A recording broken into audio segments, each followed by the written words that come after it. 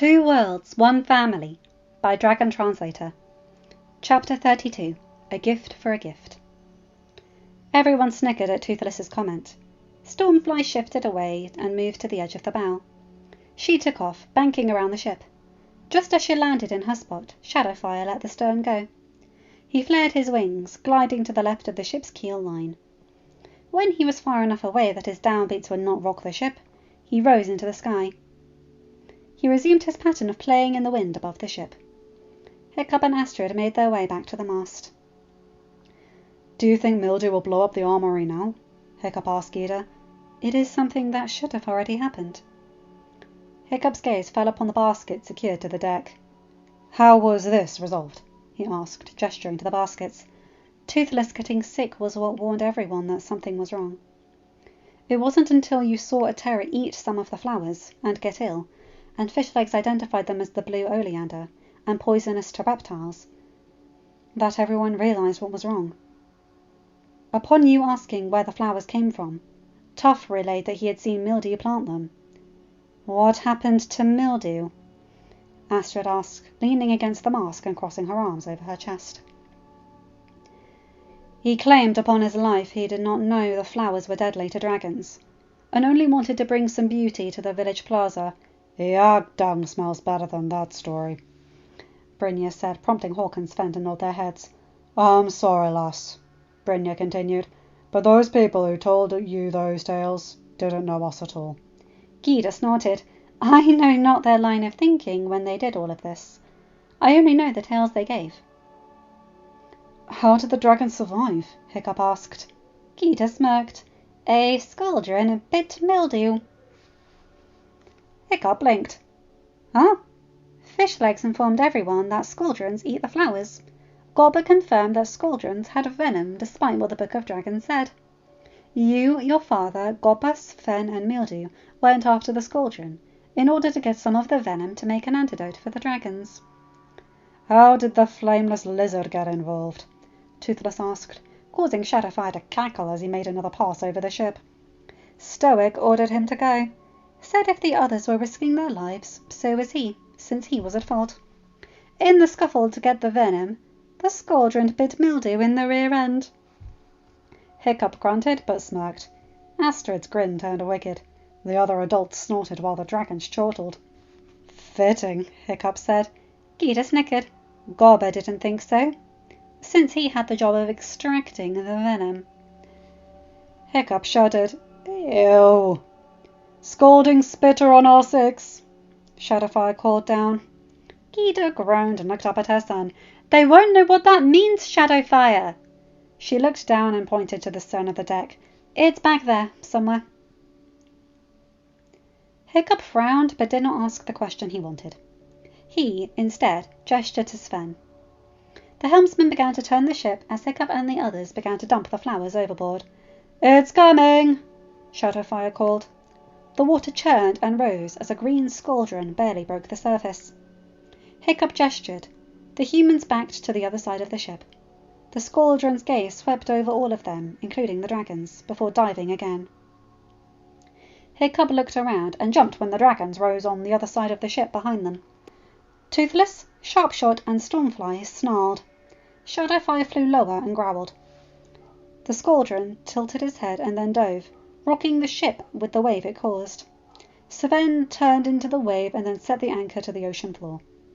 The Scauldron rose again, but this time on the side the flowers were on.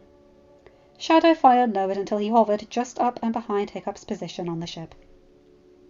Toothless began a warbling croon. The Scauldron again tilted his head. It cooed and chittered. Stormfly chittered a response.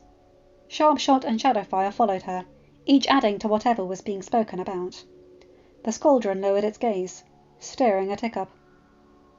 "They say you can understand me," the dragon said, its voice male and sounding as if he was still underwater. "Yes," Hiccup said, stepping forward. He felt Astrid's hand slip into his and was not surprised when she moved forward as well. The Scauldron looked at her. Stormfly chirped and the water dragon tipped his head. "Why do you seek me?" the Scauldron said. Hiccup gestured to the flowers floating on the waves. "We know your kind likes these." The Scauldron tossed his head towards Toothless. He said a flameless lizard tried to kill the dragons in your nest, and this was the way you chose to get rid of the flowers. Hiccup sighed. He's right. One of the humans that lives in the nest doesn't like dragons, and has been trying to force us to get rid of them. We have refused him each time. And you do not remove him from the nest. Why? My father still lives, and is the leader of the humans. He would have to be the one to cast the offender out, but he does not know all the details, as he had to go and visit another human leader from a different nest. The Scauldron blinked and stared at Hiccup. They call you Alpha, but you follow the orders of another? My dad is what is called a chief. He has been the chief of what we humans call a tribe, but the dragons call a flock, since before I was born. I am his heir, but he's still in charge of the tribe. Toothless said the dragons of the nest understand, but still consider me their alpha. I see. An odd nest you have formed, human. But you have not offered harm to me or mine in our entire exchange, and for that I thank you. You're welcome, Hiccup said. Most of the tribe will not hurt dragons now that we have become friends with them. Anyone that does harm a dragon will be dealt with. Dragons are welcomed on the island we call home. A grand idea, Land Alpha. However, punishing humans who do wrong to dragons will only work if dragons that do wrong to humans are also punished. There are good and bad dragons, just as there are good and bad humans. There was once a monster who ruled a fire-spitting Ladderise and ordered her nest to do things no honourable dragon would consider. Hiccup used his free hand to rub the back of his neck, as the named dragons chittered, chirped and warbled. The dragon looked at them and then focused upon Hiccup. You defeated her? He asked. I had help, Hiccup said, only to have Toothless warble something that had the Scauldron tilting his head. The Wind Shrieker says it was your plan and your orders everyone followed that led to that dragon's demise. Toothless fired the final shot, Hiccup said, and Toothless warbled something more. He says it was on your order. Hiccup sighed and looked down at the deck. The Scauldron hummed, and Hiccup felt the ship rock slightly as a shadow fell over him. He looked up, finding the Scauldron had extended his neck so his head was closer to Hiccup. Your humility is a blessing to see, after the years of strife humans and dragons suffered because of that monster. I see now why these dragons follow you. The Scauldron then began sniffing Hiccup and Astrid, before moving his head and smelling the ship.